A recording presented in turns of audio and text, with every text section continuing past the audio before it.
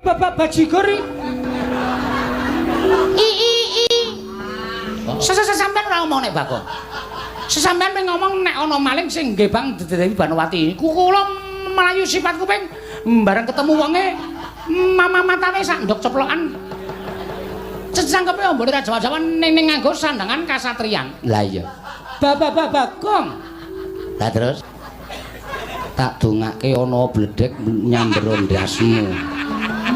Sing apik nek ngomong. Karo anake kok kaya ngono lho.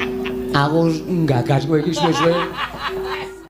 Kira Bagong to? Pancen keparane to. Iki ra Citra Menggala. Citraksi. Ayo, kowe arep nyekel aku? Nenek ngerti kowe malinge. Aku ora melu-melu. Soale aku nek karo kowe iki mbok modar nek wani. Ngopo kok cenanangan tekan kene? Tak kira. Tak kira nek dudu kowe kok malinge. Malinge aku. Aku wis rabi karo Dewi Banowati. Wasmi. Mosok asli ra ngapusi. Kok kowe rabi karo Kakang Mbok Ayu baba. Bajindul anu. Baba Banowati. Heeh. Piye? Arep apa? Arep nyekel aku? Ora.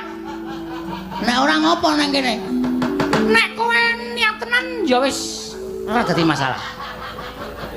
Nek kowe seneng tenan karo Kakang Mbok Ayu Banowati ya wis ora masalah. Sing penting padha bahagiane. Kakang Mbok Ayu Banowati ya bahagia, kowe ya bahagia. Tak dongake sakinah mawaddah warahmah. Muga-muga tekan kaken nini lara mata. Ninen. Ana, nek pancen kowe setuju karo aku, kowe aja nyekel karo aku.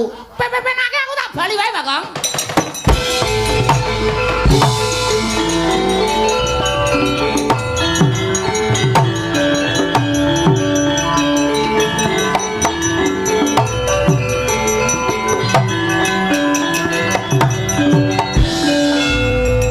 Sida perang.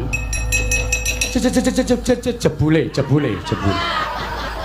Nek ra tak pernahke mengarep awur-awuran kowe. Jebule. Dudu wong kono-kono kok, Man. Dudu wong kono-kono. Lah sapa? Sing dadi maling niku Bagong. Lah iya.